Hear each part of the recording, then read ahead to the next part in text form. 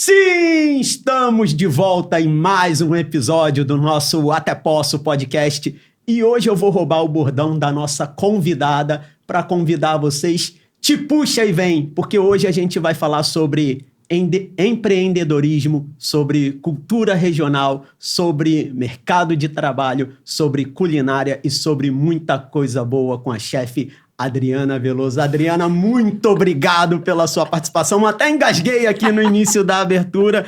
Prazerzaço receber você aqui no nosso podcast. Muito obrigado por aceitar o convite. É um prazer estar aqui com vocês e te puxa e vamos assistir. Eu já queria, nesse início aqui da nossa conversa, trazer essa questão. Você montou um restaurante de comida regional no subúrbio do Rio de Janeiro.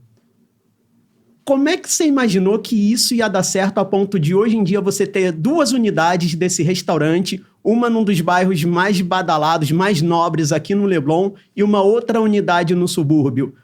Como é que foi isso? Como é que você acreditou nisso? Quando você viu que isso ia dar certo? Então, foi bem difícil o começo, porque, como você falou, é no subúrbio e assim... Você montar uma coisa no subúrbio onde ninguém acredita em você, só você mesmo, é mais difícil.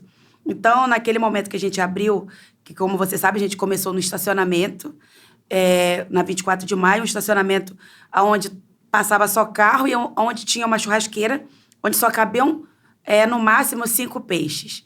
E assim, quando a gente saiu de lá e resolveu montar o restaurante de fato, todo mundo começou a falar... Nossa, tá montando um restaurante de comidas típica do norte, de peixe. Na época, vocês só vendiam peixe no estacionamento. Vocês assavam peixe e vendiam peixe e ainda não era comida típica, né? Ainda não. Era só peixe para você comprar e comer em casa. Uhum. O nosso intuito era não ter um restaurante. Era vender o peixe e a pessoa... Porque ninguém gosta de fazer peixe em casa, porque todo mundo sabe que fica um pitiu danado, Sim. né? Então, pegar o peixe, a pessoa ir, chegar em casa e comer. Só que isso... acabou ficando muito grande já no estacionamento. Que as pessoas chegavam, pediam peixe. Só que o peixe era assado na hora. E a pessoa falava assim, poderia ter uma cervejinha enquanto a gente espera o peixe. Aí eu falei pro meu marido, se as pessoas estão pedindo, é bom a gente colocar. E aí depois já chegava com a cerveja, poderia ter um petisco também, né? Enquanto a gente toma cerveja, espera o peixe, um petisquinho. Aí eu já comecei também com o petisco. Isso é empreendedorismo, né?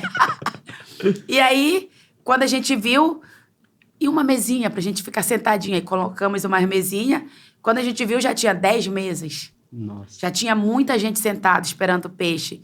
Já tinha gente fazendo aniversário no estacionamento. E assim, a telha era de amianto, aquela telha aqui no sol. Esquenta, que é Nossa, uma desgraça. e o mais engraçado era que as pessoas estavam comendo peixe, e aí você via as pessoas assim, ó.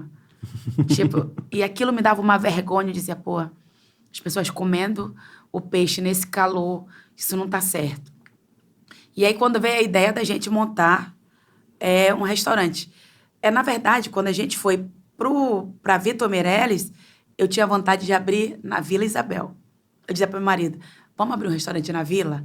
Porque eu tenho um amor pela Vila, assim, surreal, né? Que é um bairro super tradicional, ligado ao samba. Tem toda uma história de boemia aqui no Rio de Janeiro. E eu né? amo a Vila, tanto é que a minha escola de coração é Vila Isabel, entendeu?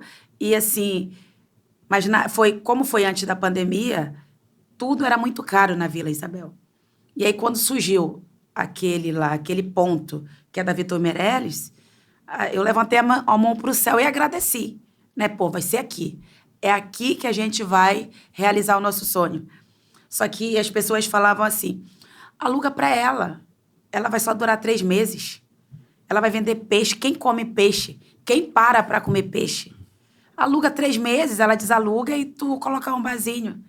E eu ouvi aquilo, né? Aí eu dizia, eu vou mostrar para eles que eu vou montar um restaurante aqui nesse bairro e esse restaurante vai ser muito famoso, que vai vir gente de todo lugar para comer aqui.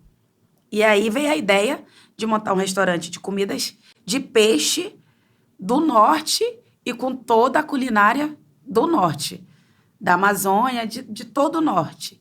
E aí surgiu o Pescado e na Brasa. Quanto tempo vocês ficaram lá no estacionamento vendendo peixe e depois de quanto tempo foi que veio essa necessidade de ter o restaurante?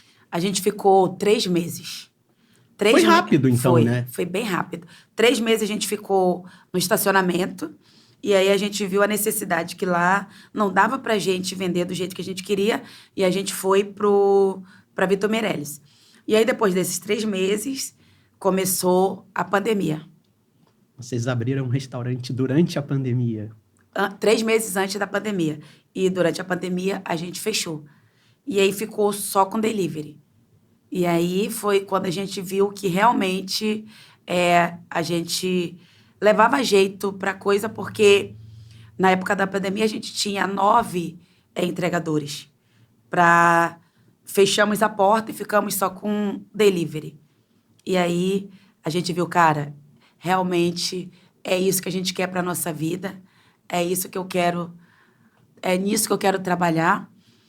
E foi quando a gente conseguiu, depois da pandemia, abrir e o negócio dá muito certo.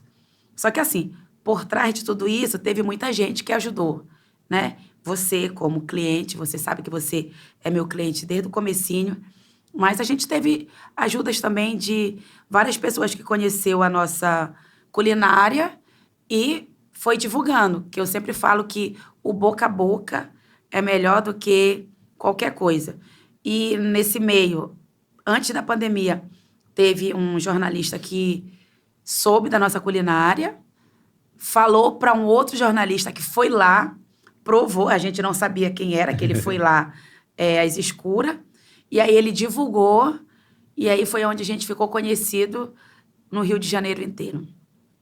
Que aí foi quando começou o nosso trabalho de verdade. Quando você estava lá vendendo peixe no estacionamento, você já tinha essa ideia de abrir um estabelecimento onde você ia divulgar a cultura paraense, onde você ia fazer uma coisa super regionalista, num bairro que não tem essa tradição, numa região que não tem essa tradição? Porque quando a gente fala de comida regional aqui no Rio de Janeiro, a gente acaba tendo esse preconceito que é só comida do Nordeste, né? O aipim com carne seca. E hoje em dia você promove eventos culturais lá, você promove brechós, promove o carimbó, promove muita coisa. Você já tinha essa ideia ou isso foi uma necessidade que foi surgindo em função da fama que você foi ganhando com a sua comida? Então, quando eu abri, eu nem passava pela minha cabeça que ia chegar aonde chegou. Eu sempre tive muita vontade de ter um restaurante de comidas. Lá em Belém, os restaurantes de peixe, que agora antigamente era peixaria que chamava. Agora é tudo restaurante mesmo, mas antigamente era peixaria. Eu sempre tive vontade de ter uma, né? Mas em Belém. Né? Eu nunca pensei que no Rio de Janeiro eu iria ter. Isso com quantos anos lá em Belém? Eu tinha 35 anos, né? Porque eu tô aqui no Rio tem 13 anos e eu já não sou mais novinha, né? Tenho só a cara, mas não sou. E aí, quando eu vim pra cá, eu tinha necessidade de ter o meu próprio negócio. E eu sempre tive muita vontade de mostrar para as pessoas a minha culinária. Só que eu nunca imaginei que o Rio de Janeiro ia me abraçar do jeito que abraçou. Né? Porque você vê, em Belém você chega, toda esquina tem um restaurante de comidas típicas de lá mesmo. Mas quando você sai de lá, você tem necessidade de achar a tua culinária em outro lugar. Aqui no Rio já tem muito agora, entendeu?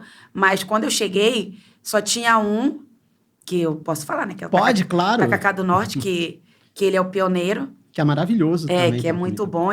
E que fica na Zona Sul, né? Mas assim, como eu sempre digo para todo mundo, tem vários restaurantes de comidas típicas agora aqui no Rio. E nós não somos brigados. Nós somos parceiros, porque nós estamos aqui pelo mesmo objetivo. Mostrar nossa culinária para o mundo.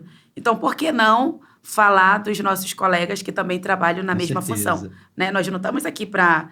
Eu não quero que esteja cliente só no Pescado na Brasa. Eu quero que tenha no Tacacá do Norte, no Cantinho do Pará, em todos os lugares que venda a nossa comida, entendeu? Porque isso é bom, tanto para mim, quanto para os paraenses que estão aqui, quanto os carioca que querem provar uma culinária, e quanto para os meus colegas que também estamos na mesma função. Você falar dos seus colegas de trabalho, você não está se prejudicando. Pelo contrário, você está expandindo a tua culinária, né? Então, para mim, falar deles não é não é ruim. Agora, voltando pro pescado na brasa, como foi a pergunta que agora comecei a falar de todo mundo, esqueci. Essa questão de ser quase uma embaixada cultural do Pará, você promove muitos eventos culturais ali no pescado, não só através da culinária, da comida, né? Você promove uma atividade, tem toda uma programação cultural, você fecha a rua aos domingos. Eu fecho a rua todos os domingos e uma vez no mês eu faço carimbó. Então, eu trazer a minha cultura para todo mundo conhecer, não só a minha cultura, né? Porque o meu intuito é mostrar a cultura do Brasil inteiro. Atualmente, eu estou mostrando a minha, eu tento mostrar também do Nordeste, do Maranhão, eu tento mostrar o coco, tento mostrar tudo. Mas mostrar a minha cultura, que ela é vista, as pessoas elas acabam olhando a minha cultura de um jeito muito diferente, porque nós realmente somos muito alegre, né? O povo do Pará, ele é um povo alegre, então ele gosta de andar muito extravagante, a gente gosta de mostrar muito a nossa cultura, então a gente gosta de andar muito bem, muito colorido, a gente gosta de fazer barulho em todo lugar que a gente chega, então isso acaba incomodando as pessoas. Então, eu mostrar a minha cultura, trazer o carimbó, trazer o brega, trazer a nossa culinária, isso para mim é muito legal. E ser recebido pelos carioca com a minha cultura, que é melhor ainda. E eu ser conhecida como a embaixadora do Pará no Rio de Janeiro, para mim isso é mais importante ainda, entendeu? Eu sempre tento promover lá no pescado tudo que seja de origem da Amazônia. Atualmente eu fiz esse brechó lá para arrecadar um fundo que, final do ano, eu quero fazer um almoço beneficente, né, para pessoas em situações de rua, ou quem quiser participar. Eu estou fazendo um brechó e nesse brechó eu estou colocando um pouco da nossa culinária. Você chega para comprar uma roupa, mas se não tiver nenhuma roupa que você se agrade, você pode participar também da comida.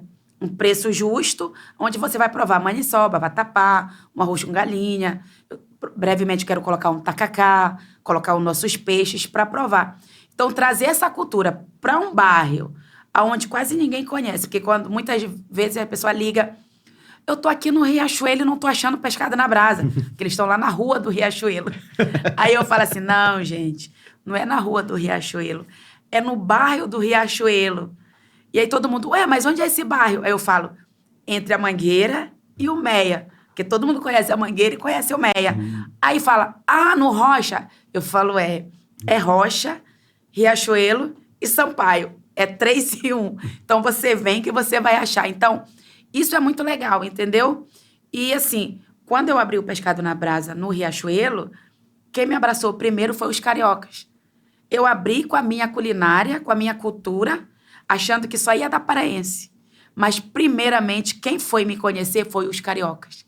Depois que foi os paraenses. Então, eu me sinto muito abraçada pelos cariocas. Eu sempre que eu tenho oportunidade, eu falo deles, porque foi quem me acolheu.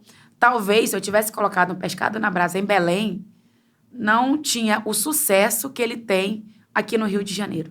E aí você está falando que você inicialmente pensou que os paraenses iam abraçar mais. Você chegou a fazer alguma pesquisa de mercado sobre a população paraense aqui no Rio de Janeiro?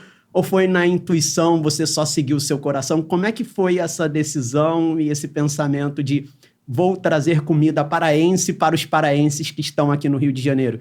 Teve um estudo em cima disso ou não? Foi na cara e na coragem? Não, foi seguindo o coração. O que acontece? Eu sou paraense, quer dizer, sou maranhense, nascida no Maranhão e criada no Pará. Quando eu vim para cá, para o Rio, eu não como carne vermelha e nem frango. Eu só como peixes. E só gosto dos peixes de água doce. E aqui, o único peixe de água doce que você consegue facilmente é a tilápia. E eu não gosto de tilápia. Então, eu tinha muita necessidade de encontrar a minha culinária aqui. Era muito difícil eu conseguir comprar as coisas e achar as coisas aqui. Eu só conseguia achar no Tacacá do Norte, mas não os peixes, entendeu? Eu encontrava o caranguejo, até o filhote, menos o peixe. E aí, quando eu abri o Pescado na Brasa com a culinária de lá, eu abri mais pensando em mim e nos paraenses que moram aqui e que não conseguia ter de fácil acesso a essa culinária. Tanto é que, se você for no pescado, não é tão caro as coisas lá. Porque eu tento colocar de uma maneira que é para você comer, qualquer um poder ir lá e comer. Entendeu? Quem está com vontade de comer a nossa culinária, ir lá e comer. Então, eu tinha muito essa necessidade. E aí, depois que eu abri o Pescado na Brasa, foi que eu e meu marido fizemos esse estudo e começamos a pesquisar qual eram os bairros que tinha mais paraense, qual era a necessidade que os paraenses tinham mais aqui. E o que a gente percebeu é que realmente tem muitos paraenses aqui no Rio. E muitos paraenses que vieram para cá e que se deram muito bem aqui, entendeu? Muitos paraenses que hoje em dia têm empresa, que vivem bem aqui no Rio. Aí eu falei, pô, que felicidade saber que o meu povo veio para cá, que teve muitos que... Agora vai muitos lá e a gente conversa muito, né? Ele, pô, eu vim para cá com a cara e a coragem. Eu tenho uma amiga que ela é arquiteta. E, cara, se você vê os projetos que ela faz, e ela veio para cá só com a cara e a coragem. Entendeu? Então, assim, você saber que tá cheio de paraense aqui e que hoje em dia tá bem e que pode ir lá no teu restaurante sentar e comer bem, matar a saudade de casa, sem precisar reclamar, porque eu tento fazer a culinária exatamente do jeito que é lá, eu reproduzo exatamente como é lá pra gente matar bem a saudade. E a pessoa fala, nossa, que saudade que eu tava de casa. Mas no Pescado na Brasa eu consigo matar um pouco dessa saudade. Mas como você perguntou, eu abri por necessidade minha. De querer comer uma boa comida de lá. E nesse intuito de reproduzir a comida fielmente como é feita lá, você teve muita dificuldade em conseguir fornecedores aqui no Rio de Janeiro? Você falou que você, no início, comprava ali no Tacacá do Norte, mas os peixes não. Hoje em dia, parece que o seu açaí você traz de lá, você tem fornecedores. Como é que foi essa descoberta dos fornecedores, a pesquisa? Como é que foi esse processo de trazer a comida verdadeiramente regional e trazer esses produtos aqui para o Rio? Qual é a dificuldade que teve nisso, se é que teve alguma, ou foi super tranquilo? Não, ainda tem até hoje. Mas quando eu comprava no Tacacá do Norte, eu só comprava para o meu consumo. Eu não comprava para vender no Pescado na Brasa. Para o Pescado na Brasa, tudo vem diretamente de Belém. Então, lá em Belém, no começo, quem comprava era minha mãe, comprava as coisas para mim e mandava de avião. Era um fornecedor super familiar, né, mãe? Traz aí, mãe, coloca no avião. Aí, depois, eu mudei. A minha mãe, ela já está com uma idade bem avançada, ela é diabética, então ela tem uma dificuldade mais para ficar indo e vindo. Aí, eu troquei para o meu sogro. Meu sogro é o meu comprador fiel lá em Belém. Meu sogro vai no Vero Peso, de madrugada, para comprar os meus peixes, filhote, todos os nossos peixes. O único peixe que eu não compro lá em Belém é o tambaqui. O tambaqui eu tenho um fornecedor que entrega para mim. Mas todos os outros insumos é comprado em Belém e eu sempre tento comprar de pequenos produtores. O meu tucupi é de um senhor de um interior, lá dentro do Pará. Meus peixes, meu sogro compra de uma embarcação direto lá no Vero Peso. Jambu, vem tudo de lá, mas tudo de pequenos, porque eu comecei pequeno, né? Então, quando eu comecei, foi muito difícil para eu conseguir qualquer coisa, porque quando você está começando, você bate na porta das pessoas pedindo ajuda, ninguém abre a porta para você. Ninguém acredita no teu sonho. Sempre. Agora, se você for num pequeno produtor, ele vai te vender aquela quantidade que você precisa. Quanto você precisa? 2 quilos? Tá aqui para você. Mas um grande, ele não quer te vender pouco. Ah, eu quero vender, mas só se for 100 quilos. Eu estava começando, eu não podia comprar muitos quilos. Então, eu comecei dos pequenos e até hoje eu continuo com os pequenos. Por que que eu compro dos pequenos? Porque eu sempre acho assim, eu valorizo muito o empreendedor, né? E, às vezes, você tem um plantio de cupuaçu. Aí você tira ali uns 100 quilos de polpa de cupuaçu. Se você for vender para uma indústria grande, aquela indústria vai querer comprar aquele teu cupuaçu por R$1 cada quilo. Entendeu? Tá desvalorizando o teu negócio. Mas se você for vender para uma outra pessoa, tipo um pequeno, ele vai pagar o valor justo pro teu negócio. Porque, por exemplo, pelo menos eu sei que você vive daquilo.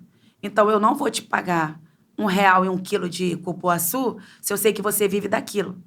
Eu vou te pagar o valor certo do teu quilo, porque eu sei que você depende daquilo, entendeu? Então, eu vou muito pelos pequenos produtores. Eu compro meu peixe de um senhor que traz a embarcação toda para mim, peixe selecionado, tudo bom, tudo bonito. Esses peixes, meu sogro tem na casa dele, ele já tem uma estrutura aonde ele prepara para vir de avião para mim, e é tudo muito legalizado. Eu pago no aeroporto, no aeroporto tem Ibama, que olha se tua mercadoria está toda direitinho, e aí vem para mim, chega aqui, eu pego essa mercadoria no aeroporto. É uma logística surreal, ninguém consegue acreditar nessa logística. E eu imagino que isso deva ser caríssimo, e isso deve gerar um peso no seu produto final, que você falou que você faz questão de manter Eu faço. a comida num preço acessível, que todo mundo possa pegar, mas essa sua consciência, essa sua opção até política, né, de fortalecer a economia local, acaba gerando um custo para o seu negócio que muitas vezes pode até inviabilizar o negócio. Como é que você consegue equilibrar isso e manter o negócio saudável? Então, eu tento equilibrar, por exemplo, tem o meu sogro lá e o meu cunhado. Eles dois são os meus compradores lá. Aí eu peguei uma sala do meu sogro e transformei com vários freezers, aonde ele prepara para vir para cá. Chega aqui, quem vai buscar é o meu próprio marido. Então, tipo, ali a gente já economizou na mão de obra, entendeu? Já não gasta tanto, porque eu não tenho que pagar uma pessoa a mais para ir buscar. Eu já tenho que pagar só as pessoas para quando chegar na câmera fria, tratar aquilo para até que chegue na mesa do cliente. Então, a margem de lucro é bem pouca para a gente no final, mas é muito gratificante, entendeu? Porque o que eu gosto mesmo, eu gosto de ganhar, entendeu? Mas quando chega na mesa que você come aquele peixe fresquinho, o que eu gosto mesmo, nossa, isso aqui tá muito gostoso, tá muito fresco. Aí eu falo, e isso acontece toda semana, não é uma vez no mês. É toda semana essa rotina. Na segunda, meu sogro vai e compra o peixe. Na terça, na quarta, o peixe vem. Aí meu marido vai até o aeroporto, pega esse peixe, aí chega, aí esse peixe é classificado, né? Pesado, 1 a 1, é limpo e é colocado no vácuo até que chegue na mesa. Nossa. Dá uma trabalheira. Imagino. E tem toda uma estrutura familiar por trás, né? Você, então, é uma empresa muito familiar, Muito apesar familiar. de estar crescendo, você ainda conta com a estrutura da família. E aí você falou que você fez questão de montar esse negócio na Zona Norte, ali no Riachuelo, que é um bairro desconhecido, que não tem tanto movimento, que as pessoas nem sabem que existe. E aí, de repente, você abre uma unidade no Leblon. Quando é que você viu que era o momento de dar esse salto também? Agora eu cresci na vida, eu vou pra Zona Sul, vou pro Leblon e agora vou poder cobrar muito mais caro ou não, continua num preço justo? Pode revelar a verdade aqui pra gente, Adriana, vai lá. Então, na verdade, eu queria abrir em qualquer bairro da Zona Sul. Botafogo, Ipanema. Só que eu queria que fosse igual ao pescado do Riachuelo. Eu não queria uma casa toda fechada. Não, eu queria que fosse muito igual lá. Aberto. Que tem uma cara até de bar, né? A gente fala que é um restaurante, mas para quem não conhece, pensa que é um bar na rua, né? Eu queria exatamente assim. Então, quando eu recebi de uma amiga, olha, tem um bar lá no Leblon que eu acho que é a tua cara. Você quer ir lá olhar? Aí eu falei, quero. Aí a gente foi, eu falei, eu vou olhar, mas sem compromisso nenhum. Vou olhar porque ela convidou. Quando eu cheguei lá, que eu olhei o bar, eu falei, caraca, é aqui. Aqui vai ser um pescado na brasa. E assim, lá no Riachuelo vai muita gente da Zona Sul, assim como vai gente de todo lugar do Rio de Janeiro. Então, quando eu saí do Riachuelo para ir para a Zona Sul, eu vi a dificuldade que é para você chegar em engarrafamento, trânsito muito ruim. Falei, meu Deus, é muito gostar mesmo da minha comida para ter que fazer esse trajeto todo para ir lá pro Riachuelo para comer um peixe. E aí, quando eu abri lá no Leblon, todo mundo disse, você vai pro Leblon? Eu falei, cara, eu vou. Mas como é que vai ser os preços? Eu falei assim, o aluguel do Leblon não é barato, né? Sim. Todo mundo sabe que ali é o metro quadrado mais caro que tem do Rio de Janeiro. Mas eu falei, vou pro Leblon assim mesmo. Olhamos o cardápio, vimos o aluguel, vimos quantos funcionários ia precisar, porque lá tem mais funcionário do que no Riachuelo. Apesar do Riachuelo ser um pouco maior, mas lá necessita de mais mão de obra. E aí a gente mexeu um pouco no cardápio, mas também não mexemos aquele absurdo. Mexemos de um jeito que dava para pagar as contas e sobrar alguma coisa, mas sem ser exageradamente. Entendeu? Todo mundo pode ir lá, porque dá para comer de boa, sem estourar o cartão de crédito. E todo esse estudo de viabilidade foi sempre feito por você e pelo seu marido? Ou vocês tiveram uma consultoria para chegar lá no Leblon e falar assim, não, agora a gente está indo para um outro mercado, para uma outra área, então a gente precisa ter um apoio de alguém? Ou sempre foram vocês vendo a viabilidade, falando, não, aqui a gente já está lucrando bastante, está na hora de crescer? Bateu o medo de, será que a gente vai crescer e vai dar certo? Será que esse é exatamente o momento de crescer? Ou não, foi tudo muito rápido quanto à saída do estacionamento para ter um restaurante? Não, a gente... No Riachuelo, a gente já tinha um consultor, que é o Marcelo. E de lá, a gente já estava pensando, né? Pô, a gente tem que abrir um outro, porque aqui já está pequeno. E aí, como você sabe, abriu vários bares depois do Pescado na Brasa. Abriu vários bares ali no Riachuelo, alguns com muito barulho. E a pessoa, quando ela sai para almoçar, ela não quer saber de barulho. Por exemplo, você sai de casa para almoçar, você não quer um barulho na tua cabeça, você quer almoçar. Uhum. Quando você sai para ir para barulho, você já sai pensando que tem aquele barulho. Mas quando você sai para almoçar, você quer ir almoçar. E aí começou alguns barulhos ali que já estava me incomodando. E aí a gente teve a ideia, cara, a gente tem que abrir um outro para a pessoa, eu não quero barulho, então eu vou para outra unidade que eu sei que lá não tem barulho. E aí foi quando veio a ideia, mas a gente conversou muito, eu, o seu Zé, que é o meu marido, a minha filha Gabi e o Marcelo, que é o nosso consultor. E aí chegamos nesse denominador que foi, a gente precisa abrir a outra unidade, e aí foi quando a gente foi pro Leblon. Mas foi tudo muito pensado, graças a Deus. E não, a gente nunca pensou que não ia dar certo, né? Porque eu sempre falei assim para ele, olha, a gente vai abrir um, mas a gente vai continuar com o outro. Por quê? Se acontecer alguma coisa, a gente continua com aonde a gente começou. A gente volta para onde a gente começou. Mas não vai acontecer nada, se Deus quiser, não vai acontecer nada.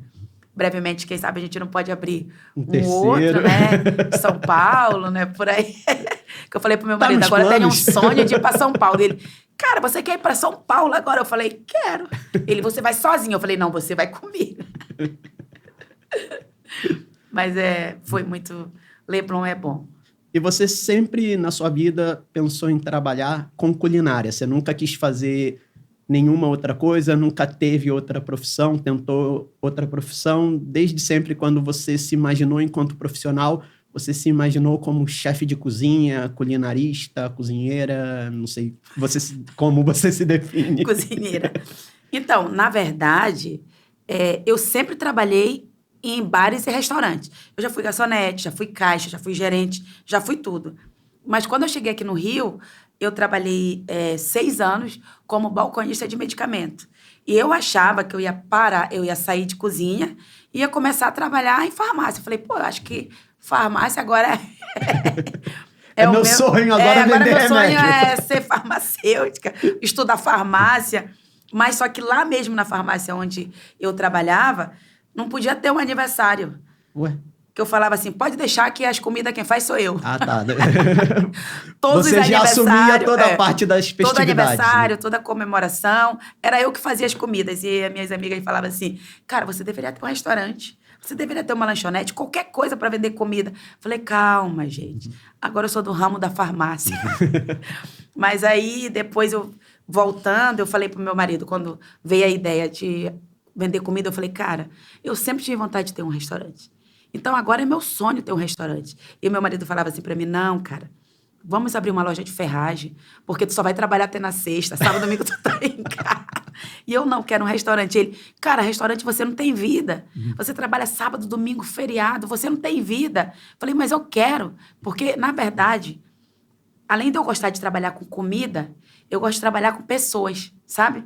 Eu gosto muito de conversar com pessoas, eu gosto muito de estar no meio de pessoas. Então, quando você trabalha com uma coisa que você gosta muito, tu, que é meu cliente, tu sabe como é que eu gosto, né? Sim. Eu tô sempre conversando com todo mundo. Você vai nas mesas, pergunta... Eu vou porque, na verdade, é isso que eu gosto. Você leva a sobremesa pra gente. Eu gosto disso, eu gosto de conversar, eu gosto de saber como é que tá a comida, você acha que tem que melhorar? E aí foi que veio a ideia. Aí, através disso, eu fiz alguns cursos, né? Eu nunca fiz uma faculdade de gastronomia, mas eu sempre estudei muito gastronomia. Eu sempre tentei estudar todas as técnicas, estudar qualquer coisa de culinária. E aí você tentava isso através de cursos oficiais ou por conta própria? Não, cursos oficiais, curso por conta própria, comprando livros, vendo na internet. Aprendi a cozinhar com a minha mãe, né? Com a minha mãe, com a minha avó. Minha avó é nordestina, minha mãe também, que a minha mãe é do Maranhão. E cozinha muito. Hoje em dia não mais, mas ela cozinha muito. Então, eu fui aprendendo, fui gostando de cozinhar através da minha mãe, que a minha mãe, ela sempre aos domingos, ela sempre gostou de mesa cheia. A família em volta da mesa, e ela fazendo vários tipos de comida, e a gente comendo, conversando, reclamando da comida, ou falando bem da comida, mas em volta da mesa. Então, esse gosto pela comida, em cozinhar, eu aprendi com elas. Então, quando eu trago isso para minha cozinha, e eu tento passar para os pescadinhos, eu tento passar dessa maneira. Eu sempre tento passar para eles que a comida é um afeto, que comida é união, que comida é mesa cheia. Por isso que meus pratos não são individuais, a não ser os executivos, mas eu sempre tento fazer pratos para compartilhar. Que eu acho que quando você come uma comida compartilhada, você é mais feliz. Você vai ali, você tira uma garfada daquela comida, pega um pedaço de peixe com a mão, coloca no teu prato, tá conversando. Isso é felicidade, entendeu? Tá comendo, pode ser um amigo, pode ser com a mulher, pode ser com quem quer que seja. Mas só de você estar compartilhando, você já fica feliz com aquilo, né? Então, é isso que eu tento passar. Então, eu sempre falo, cara, comida é família. Então, quando eu fui do Riachuelo pro Leblon, eu quis uma casa aberta justamente por isso. Eu sempre falo para as pessoas, pescado na brasa não é para você chegar e sentar e, garçom, não, pescado na brasa é para você, ô garçom, dá uma cerveja. Gente, que calor, gente. E aí? É conversar, é falar alto, é ficar em pé, entendeu? Isso é comida, isso é felicidade, isso é pescado na brasa. E qual a maior dificuldade que você tem nessa área? Ou para alguém que está começando nessa área de querer abrir um restaurante, o que você fala assim, olha, isso aqui é a parte mais difícil, é a parte mais complexa, é onde eu tive maior dificuldade, é onde eu ainda patino. Como que é essa parte, as dificuldades do dia a dia de se administrar um restaurante, uma cozinha, ainda mais no seu caso, que é algo tão específico, que tem toda uma logística dos alimentos, dos elementos, de trazer uma questão regional ali, uma coisa bem nichada. Como é essa dificuldade? Olha, a maior dificuldade é a mão de obra. Essa é uma dificuldade que, assim, não só eu, mas todo mundo nesse ramo tem dificuldade. Então, quem vai abrir um negócio agora de culinária, é melhor procurar muito, porque mão de obra, principalmente na parte da cozinha, tá muito difícil. Você até consegue achar, mas é tipo cozinheiro de internet, entendeu? Você não vai achar aquele cozinheiro comprometido, profissional. Porque a minha culinária é uma culinária muito específica, igual você falou. E eu não gosto de usar nada industrializado. Então, quando você contrata as pessoas, eu não sei o que acontece com elas, que elas já vêm com aquele vício de achar que tudo tá pronto. Vai jogar em cima do peixe aquele pozinho que comprou no mercado, vai jogar... Não vai ter nada... não vai ter trabalho. Pegou, jogou tudo, preparou e mandou para o cliente. Mas mesmo isso, até as pessoas com formação, porque parece que nos últimos anos teve uma popularização aí dos cursos de culinária, com realities culinários. A gente tem um MasterChef, tem um chefe de alto nível que você participou também. Então parece que as pessoas agora entendem um pouco mais, né, dessa área da culinária, ou parece que entendem, são cozinheiros de internet, mas parece que a gente agora tem uma formação um pouco melhor. Você, quando vai procurar essa mão de obra, você procura pessoas com essa formação ou você procura pessoas que cozinham no dia a dia? Como é que é essa seleção de pessoal para você conseguir trazer essa mão de obra para os seus restaurantes? Então, eu sempre tento procurar pessoas que cozinham no dia a dia, mas que tenham alguma formação, entendeu? Tipo, eu sempre pergunto, porque hoje em dia, como culinária tá na moda, todo mundo quer ser chefe de cozinha. Todo mundo acha que chefe ganha muito, tem um glamour, né? Que não faz nada, só precisa ir lá, eu sou chefe. Precisa ir lá, olhar, jogar um temperinho em cima e liberar e liberar o prato. Eu sempre pergunto na minha entrevista, você gosta de cozinhar? Ou você só tá aqui porque você acha que isso aqui é uma maravilha? Porque se a pessoa fala para mim, não, eu não gosto de cozinhar, mas eu tô precisando trabalhar, eu fiz um curso, para mim não serve. Para mim tem que ser pessoas que gostam realmente de cozinhar. Porque todo mundo pensa que cozinha é só glamour, igual em filme. Jogou um negocinho, libera, não. Eu já contratei chefe assim, tá? Que achava que era só libera. Que, olha, lava esse copo para mim. Olha, precisa de uma panela. Não é assim, não. Você fica em pé 8 horas, 12 horas, queimando o braço, cortando o dedo, e aqui, ó, lutando e cliente reclamando, e você libera. Eu quero assim, entendeu? Eu não quero. E assim, esse é o que dá mais trabalho. Você não consegue. Essa mão de obra. Você não consegue achar essa mão de obra. Mesmo com tantos cursos ainda. Não consegue. Cara, eu já contratei chefe que ele chegou e falou assim, olha, eu não lavo uma louça. Você tem que chamar alguém só para lavar louça, porque eu não lavo louça. Apesar que tem alguém na cozinha que lava louça. Só que eu falo assim, gente, se você cozinha, se você é um cozinheiro ele faz tudo. Ele não precisa esperar as coisas na mão. Ele pode lavar uma panela, ele pode... Eu sou a chefe de cozinha, da minha cozinha. Eu varro o chão, eu lavo louça. Eu faço tudo. Eu corto, eu cozinho, eu lavo. Por que ninguém pode fazer isso? Quando você gosta do que você faz tudo naquela cozinha. Você não tem que ficar só em pé aqui, esperando o prato chegar até você e você liberar. Porque tem cozinheiro, mano, que não sabe fazer nada, não. Você manda fazer... Você sabe fazer isso aqui? Eu sei. Aí quando você vai fazer, não sabe. Só se tiver já tudo prontinho, só para ele jogar na panela, misturar e montar o prato e liberar. Eu sempre falo, você montar um prato bonito, que você olha e fala, nossa, esse prato tá lindo, deve estar uma delícia. E quando você prova, aquele prato tá horrível, porque tem gente que só sabe montar o prato. Colocar o sabor naquele prato não sabe, né? E aí você olha, nossa, esse prato tá lindo, né? Quando você prova, nossa, que prato ruim. Tem muitos assim, tá? Não que eu conheça, né? Porque os meus amigos são todos bons. Meus amigos cozinheiros são todos bons, mas tem muita gente que fala que sabe cozinhar e quando chega na tua cozinha não sabe fazer nada.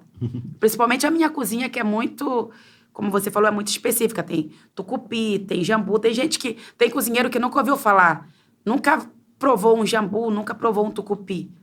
Chega na minha cozinha a primeira vez que vê aquilo. E aí entendeu? Você precisa treinar essas pessoas. Quanto tempo leva mais ou menos para você treinar um cozinheiro para ele ficar do jeito, partindo do princípio que é um bom cozinheiro, do jeito que você quer? Porque como você falou, ele precisa saber o que é um tucupi, um jambu, como é que cozinha a maniçoba. Então, como é que é esse treinamento? Você faz esse treinamento com eles e quanto tempo leva, mais ou menos? Olha, eu tenho hoje em dia 2 cozinheiros, que é a Gabi e o Pablo, que eles reproduzem exatamente como eu faço. Só que demorou um pouquinho. Eu peguei eles 2 cru, né? Eu não peguei eles com formação de nada. Eu peguei eles 2 cru e fui ensinando. Ensinando, eu fazia e dava para eles provar. Prova. É assim que tem que ficar o sabor. Porque, assim, eles nunca tinham ido a Belém. Eles não conheciam a minha culinária. Então, eu tinha que reproduzir e mostrar a eles qual era o sabor para eles começarem a reproduzir. Então, eu fui...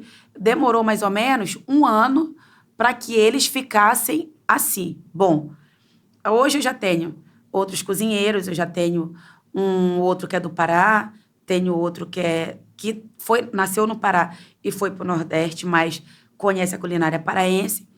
Tenho uma chefe, que no Leblon eu coloquei uma chefe porque eu não consigo ficar lá direto, então eu precisei botar uma chefe, mas eu fico constantemente reproduzindo as coisas e sempre mostrando a eles. Quando eles fazem alguma coisa, eu provo e falo, olha, a gente tem que mudar e vou lá e faço de novo. Eu falo, prova, porque tem que ficar exatamente assim. Essa é a nossa culinária. Ah, mas eu nunca fui a Belém. Mas você está provando aqui. É desse jeito que tem que ficar. Entendeu? Então, demorou 1 ano para eles 2, né? Para a Gabi e para o Pablo. E o Marcelo já veio de lá, mas ele sabia fazer do jeito dele, eu passei ele para o meu jeito. A Ingrid já sabe fazer do jeito normal e seu Antônio está encaminhando. Esses são os meus braços direitos, atualmente, né? E você é uma pessoa que também é muito ativa nas redes sociais, você é uma pessoa muito comunicativa, muito expansiva, e você também trabalha o marketing dos seus restaurantes muito em cima da sua figura, da sua personalidade. E recentemente você participou de um reality, né? A primeira edição aí do Chefe de Alto Nível. Como é que foi essa experiência e isso se reverteu num aumento de público para os seus restaurantes? Ou não, isso não converte? Tem a Adriana lá que participou, que ficou famosa pelo Chefe de Alto Nível, mas isso não trouxe mais clientes ou trouxe clientes? Então, eu ter participado do Chefe de Alto Nível trouxe, né? Apesar de não ter sido uma participação do jeito que eu queria que fosse, mas acabou trazendo bastante clientes para casa e até para minha rede pessoal também. Só que assim, lá eu não consegui mostrar a Adriana realmente que eu sou. Que eu acabei ficando muito nervosa, tendo muitos problemas. Os meus próprios pescadinhos perceberam isso. E através desse problema que eu tive foi que trouxe mais eles para mim. Entendeu? Que eu fiquei muito ansiosa, chorei bastante. Não sei se tu assistiu, mas eu só chorei. Até hoje eles ficam me zoando, que eu esqueci de botar o sal. Aí eles ficam dando aquela música, sal, sal. Mas foi a primeira edição, né? Eu não sabia o que podia acontecer, mas valeu muito a pena. As minhas redes sociais sou eu mesmo.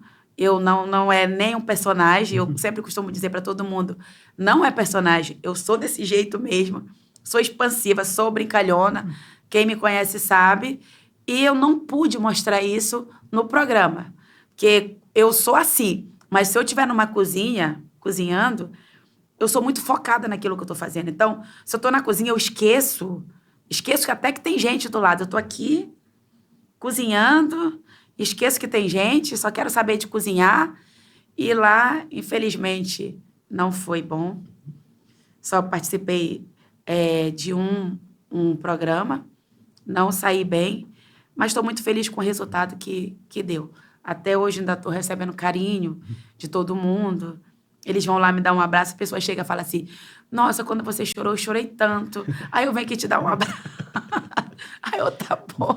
Mas quando você decidiu participar, você decidiu pensando no marketing para os restaurantes ou você decidiu pensando numa realização pessoal da Adriana de fazer um desafio que você nunca tinha feito? Como é que foi esse contato? Te abordaram? Você se inscreveu? E por que você decidiu participar de um reality culinário? Então, primeiro a minha filha me inscreveu, depois eu fui convidada. E, a princípio, eu relutei muito em querer participar. Mas aí, depois, quando eu vi que a Ana Maria Braga ia estar lá, né? E a Ana Maria Braga é um sonho que eu tenho desde sempre, né? Mesmo antes de começar a cozinhar, eu sempre tive um sonho de cozinhar na cozinha dela. Ainda não realizei esse sonho, né? Mas eu Ana consegui. Maria, eu sei que você não vai estar vendo esse vídeo, mas se você estiver vendo, leva a Adriana para fazer um tacacá para você. Uma caldeirada, uma muqueca. A muqueca paraense. E assim, quando eu soube que ela ia estar no programa, foi que me deu força para participar e levar um pouco da culinária do Pará. Eu queria mostrar a minha culinária para o mundo, né? E aí, saber que a Ana Maria Braga era apresentadora do programa, me deu mais força para participar. Talvez tenha sido isso que fez com que eu não tenha chegado mais longe, porque eu não conseguia ver a Ana Maria sem chorar. Todas as vezes que eu via ela, eu chorava. Eu não conseguia ver ela sem chorar. Eu falei, meu Deus do céu, eu vou morrer que eu não consigo ver essa mulher sem chorar. Mas foi desse jeito que eu cheguei até lá. Participaria de outro reality se o Masterchef Profissionais te chamasse? Você iria ou não? Já deu uma experiência de reality, não quero mais isso porque é muito complicado. Não quero mais não, tá bom. Qual é a pior parte? Já deu. É assim, porque é uma coisa que você fica muito nervosa. Participar de um reality, eu achava, poxa, isso deve ser molezinha. Você vai lá, você cozinha. Não é. É muita atenção, é muita ansiedade. Eu já tenho problema com ansiedade, né? Aí você vê um monte de gente que você tem que cozinhar naquele tempo. É muita ansiedade. Eu não participaria mais, não. Tá bom? Talvez um programa sem ninguém, né? Só cozinhando pros amigos, até que vai. Mas assim, não quero mais, não. Tá bom. Pensando agora em estratégias de negócios, Adriana, você falou que tem a intenção de repente, ir para São Paulo, né, abrir mais algumas unidades aí do Pescados. Hoje em dia, quando você olha para a sua trajetória profissional, qual você diria que seria o seu auge? Quando você chegar lá, você fala, agora sim eu estou 100% realizada. Olha, essa é uma boa pergunta. Eu nunca parei para pensar sobre isso, mas eu acho que o meu auge vai ser quando eu tiver mais uma unidade, só mais uma, tá? Em São Paulo. E ela for bem, bem famosa, assim, aí eu vou chegar no meu auge. Quem é a sua grande referência hoje em dia de restaurante de casa? Quero ser bem famosa igual qual restaurante? Na verdade, não é um restaurante, é um cozinheiro. Eu tenho 2 cozinheiros que eu gosto muito. Tem muitos cozinheiros que eu gosto muito, né? Se eu for falar todo, a gente vai ficar aqui umas 2 semanas eu falando. Mas, assim, tem 2, na verdade, que, para mim, eles estão no topo do topo, assim, de cozinha. Que é o Thiago Castanho, que é um cozinheiro paraense, que ele tem vários restaurantes, mas ele começou com uma história muito bonita, que foi o pai dele, lá em Belém. E tem o Saulo, que é da Casa do Saulo, que inclusive ele tem um restaurante aqui no Rio também, que é no Museu da Manhã, mas ele também tem uma trajetória muito linda, que ele começou lá em Alté do Chão, hoje ele tem um restaurante em São Paulo também, e assim, talvez seja a Casa do Saulo, entendeu? Quando eu chegar no patamar da Casa do Saulo, aí eu vou falar assim, realmente, agora eu cheguei no topo do topo. Porque, para mim, eles 2 são referência de culinária paraense, cada uma da sua maneira, entendeu? Mas eles 2 são a minha referência. O Thiago, a minha referência, assim, dele, é que ele é uma pessoa muito humilde. Apesar dele ter programa em vários lugares, ser famoso, ele ter levado um pouco, assim, da nossa... Porque ele usa os nossos insumos, tipo farinha, tucupi, ele tenta mostrar isso pro mundo, mas, assim, ele continua com a humildade dele intacta, igual o Saulo. É por isso que eu digo que o paraense, ele pode estar onde for, mas a humildade dele continua sendo a mesma, não muda, entendeu? Então, assim, eles dois, para mim, são a grande referência de vida pro que eu quero para mim. É isso, e assim como a Adriana destacou essa humildade desses chefes, eu destaco a humildade, o carinho e o carisma da Adriana, que pôde compartilhar a sua história de vida, a sua trajetória, seus ensinamentos aqui, suas lições pra gente. Adriana, muito, muito obrigado. Já acabou? Passou muito rápido. Pô, eu ficava aqui o dia todo. A gente pode fazer uma segunda parte aí, muito obrigado. Poderia fazer um lá no Pescado, né? Dançando carimbó, né? Vamos fazer um lá no Pescados? Aí, produção...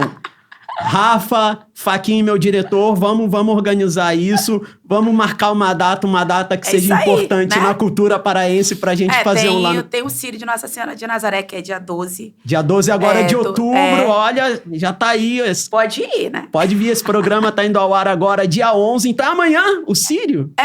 Olha, então estamos aqui no dia 11 de outubro. Amanhã é o Círio, eu quero todo mundo lá. E conta pra gente um pouco de como é que é essa festa do Círio de Nazaré, porque eu confesso que eu vejo, mas eu não entendo muito bem o que é o Círio de Nazaré. O Círio de Nazaré é a nossa maior festa religiosa. Na verdade, é a maior festa religiosa da América Latina. É onde encontra mais ou menos 2 milhões de pessoas em uma procissão.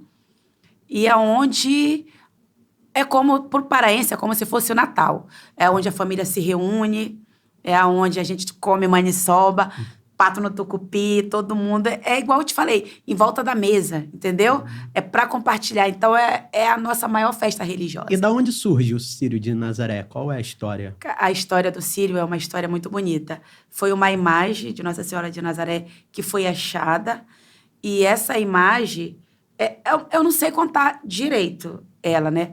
Mas essa imagem foi achada por eu não sei se foi andarino ou um pescador, e ele levou para casa.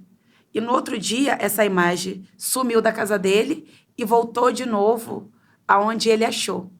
Nossa. É uma história muito linda. E aí começou o Círio, onde começou a procissão, aonde vai gente de todos os lugares, aonde vem gente andando de Castanhal, de todos os lugares. É uma festa religiosa muito bonita. Você Sou católico. Então. É uma festa religiosa muito bonita, principalmente dos católicos. De todas as religiões, né? Mas o católico é onde mais você faz promessas. É muito lindo. Vocês têm que assistir, que passa na televisão direto. Tem que assistir. Bom, e com essa história linda e com esse convite maravilhoso, a gente vai ficando por aqui. E fica o convite também, se você quiser tomar um tacacá, curtir, dançar, você pode ir lá no Pescados, né, Adriana? Que nesse dia amanhã vai ter maior festão lá. Vai ser o Círio, vai ter tacacá, vai ter carimbó, vai ser uma cultura com todos os direitos. Com muita maniçoba, muito açaí, muito tudo. Açaí salgado, né? Açaí... sem Nutella, sem leitinho. Peraí. Açaí salgado, não. Açaí natural. Açaí natural. Sem Nutella, sem leitinho, sem granola, sem Deus me livre, só com farinha d'água. Adriana, muito obrigado. Um beijo pra você. Eu que agradeço. Tudo um de beijo bom. Pra todos. Foi ótimo. Obrigadíssimo. Foi ótimo mesmo. É isso, gente. Até o próximo episódio. Tchau, tchau.